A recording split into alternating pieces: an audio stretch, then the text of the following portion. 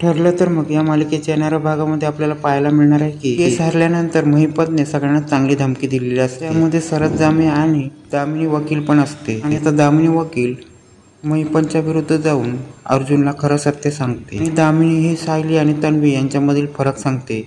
ती सांगते की महिपतने मोहीमच काढली असतील की सगळ्यांना संपवायचं असतं, त्यामध्ये तो पहिला सरंजामेला संपवतो आणि त्यानंतर तो अर्जुन आणि दामिनी यांना संपवायचा विचार करत असतो। महिपतला कुठे पण जाऊन वाटत असतं की दामिनी ही केस मुद्दामून सोडलेली आहे। तो आपल्या माणसाला सांगतो की त्याच्यानंतर त्या दामिनीला आणि पहिला तो दामिनीला चिठ्ठी पाठवतो आणि बोलतो की जसं सरंजामेला मारला तर तुला मारण्याची वेळ आली। दामिनीला कळलं असतं की न्यूजमध्ये की सरंजामेने सगळ्या केसमध्ये फ्रॉड केलेला असते आणि पैसे खाल्ले असते, त्यामुळे त्याला पश्चाताप झालेला असतो आणि त्यामुळे त्यांनी आत्महत्या केलेली असते। आता दामिनीला समजलं असतं की महिपत शिकरे पोचलेली केस आहे आणि तो आपल्याबरोबर काय पण करू शकतो। दामिनी ठरवते की महिपत शिकरे खूप पोचलेला माणूस आहे आणि कपटी, आणि त्याची माहिती आपल्याकडे पहिलीच आपण ठेवलेली आहे, त्याची सगळी माहिती आपण पहिलीच ठेवलेली आहे। तर दामिनी ठरवते की ही सगळी माहिती आपण अर्जुन सुभेदार याला शेअर करून अर्जुनकडून आपण स्वतःला प्रोटेक्शन मागवायचं। काही झालं तरी अर्जुन आणि मी एकत्र आलो तर मला महिपत माझं काहीच बिघडवू शकणार नाही। ते अर्जुनला नोटीस आल्यामुळे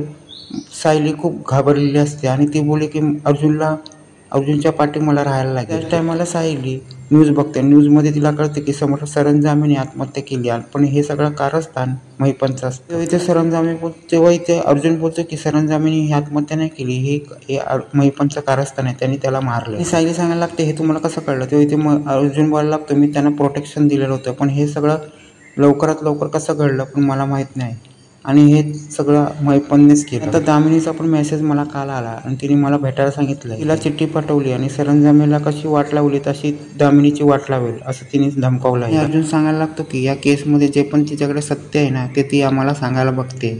हे सायली हे ऐकल्यानंतर बोलते की आपण दोघं जण दामिनीला भेटायला जाऊया आणि ते दोघं जण दामिनीला भेटायला जातात। ते अर्जुन घरच्यांना सांगतो की मला जी चिठ्ठी मिळाली तुम्ही घाबरू नका, मी दामिनीला भेटायला चाललो, तिला अशी माहिती तिच्याकडे आहे ना ती आपल्याकडे माहिती नाही आणि त्यामुळे तिने दामिनीने मला भेटायला बोलवलेलं आहे। ते दामिनी अर्जुनला बोलते की आपण वेगवेगळे लढलो पण आता आपल्याला एकत्र लढण्याची वेळ आली आणि बोलायला लागतो आज मला तुमच्या मदतीची अपेक्षा आणि मला तुमची मदत हवी आहे। अर्जुन दामिनीला बोलतो मी तुमच्यावर कसा विश्वास ठेवू, तुम्ही माझ्यावर आधीपासूनच फ्रॉड करत आलात, तुम्ही माझ्या विरुद्ध तुम्ही खरं बघायला गेलं तर महिपतचे वकील आहात। दामिनी वकील बोलते माणसाच्या जेव्हा जीवावर येतं ना तो काय पण करू शकतो आणि आज माझ्या जीवावर आलं। दामिनी सांगायला लागते की माझ्या जीवावर बेतलं पण तुमच्या पण जीवावर बेतेल आणि ही मला चिठ्ठी आली आहे। दामिनी सांगायला लागते की माझ्याकडे एवढी पण माहिती आहे की तुम्ही माझ्यावर विश्वास ठेवू शकता।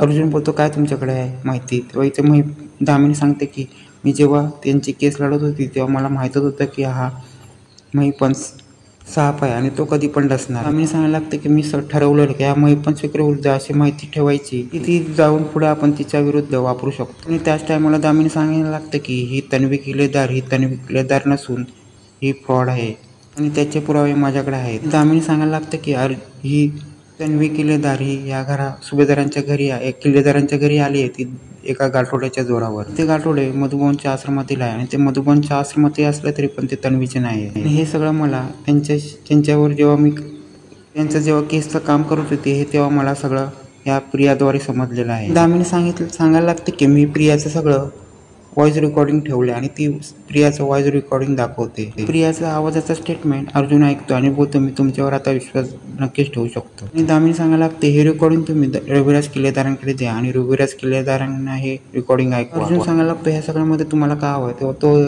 दामिनी वकील सांगते की ह्या सगळ्यामध्ये मला तुमच्याकडनं प्रोटेक्शन पाहिजे आणि हा जसा महिपतने सरंजामेला मारले तसं तो मला मारू शकतो। पुढे या सगळ्यामध्ये आपण महिपतला अडकूया आणि जोपर्यंत महिपत जेलमध्ये जात नाही तोपर्यंत आपण सेफमध्ये नाही आहे। आणि आता दामिनी वकील अर्जुनला सगळ्या प्रियाच्या पूर्ण कारस्थानात तिचं खोटारडेपणा अर्जुनच्या आणि रविराजांच्या समोर आणते।